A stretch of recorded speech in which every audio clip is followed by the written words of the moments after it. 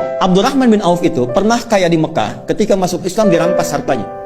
Sengaja tidak dieksekusi oleh orang kafir Quraisy untuk menunjukkan kepada khalayak yang bangsawan yang kaya lagi, jangan ikuti nih. Kalau diikuti jadi begini. Dirampas hartanya, diberikan pilihan. Kalau engkau tinggal di Mekah, tidak hijrah ke Madinah, ke Yathrib, kami berikan semua hartamu lagi, kami angkat jadi orang hartawan yang paling tinggi statusnya, dan kami muliakan semuanya. Tapi kalau engkau memilih hijrah, kami rampas semua hartamu, silahkan pergi, jangan bawa apapun kecuali pakaian yang melekat di badan. Sengaja nggak dieksekusi. Beliau memilih berangkat untuk hijrah. Yang jadi persoalan itu istrinya, keluarganya. Mau ikut suami, bawa pakaian, silahkan pergi. Belum tentu selamat 400 kilo. Tapi kalau engkau tinggal di sini, kami berikan semua harta suamimu, dan silahkan pilih pemuda paling tampan yang mau dinikahi, kami fasilitasi. Sebentar ya Pak ya. Kalau ibu dalam posisi istrinya Abdurrahman bin Auf, pilih mana? Ikut suami kehilangan semua harta,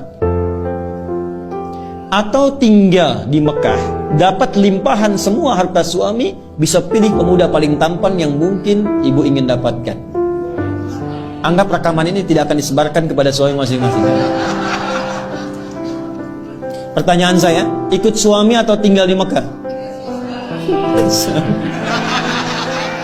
Ikut suami. Oke. Bolehlah. Maaf, ternyata istri beliau tidak ikut suaminya, tinggal di Mekah pada saat itu. Ini tahapan penghuni surga Firdaus itu levelnya saling bertahap. Allah tidak akan mungkin memberikan kemampuan maksimal di sini kalau kita belum melewati yang ini dengan optimal.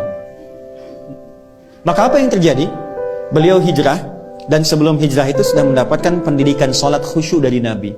Inilah nanti yang bisa kita jadikan sebagai panduan bagaimana belajar sholat khusyuk. Dilatih oleh Nabi 3 hal.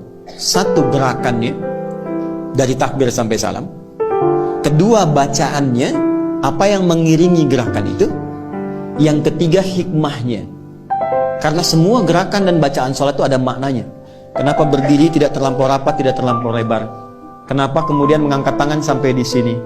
Ya, itu ada maknanya. Kenapa disimpan di sini? Kenapa rukunya lurus jajar? Itu semua ada artinya. Secara singkat diajarkan oleh Nabi, hijrahlah beliau kemudian ke Yathrib yang kelak jadi Al-Madinah Al-Munawwarah. Maka sampai sana kemuliaan masyarakat Madinah yang sampai sekarang diabadikan di Quran surah 59 ayat 9 sampai 10. Wa yu'thiruna ala anfusihim walau kana bihim khasasah. Karena itu disebut ansar. Ansar itu menolong tanpa pamrih dan sesuai kebutuhan yang ditolong. Jadi kalau ada orang kehausan, yang datang menyambut yang bawa minuman.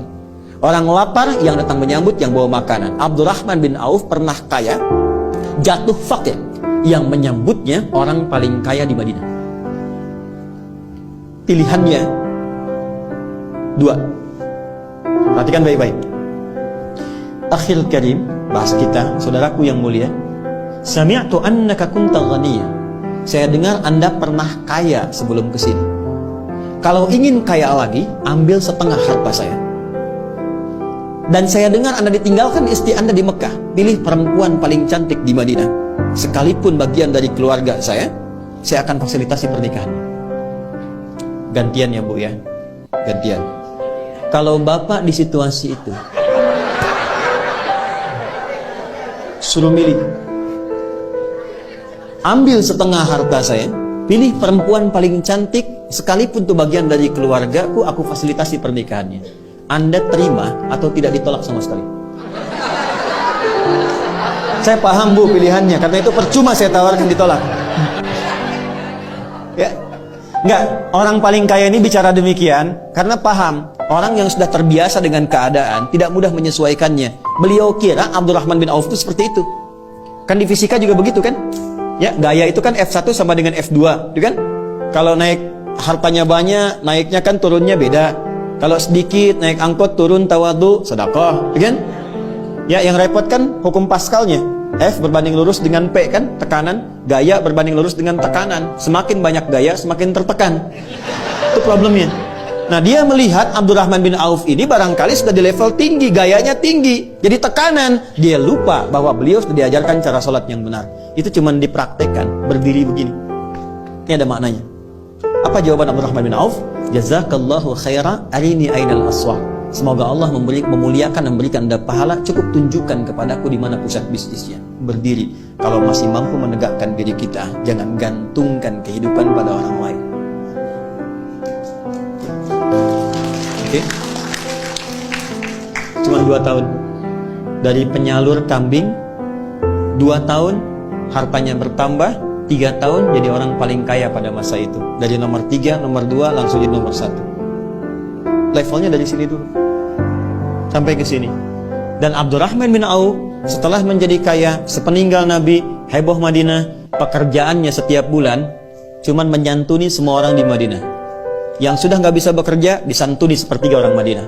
Yang belum punya pekerjaan sepertiga dimodali oleh beliau. Yang sudah ada diinfaki oleh beliau. Jadi sekampung Madinah, sekota pada saat itu mendapatkan bagian dari hartanya Abdurrahman bin Auf.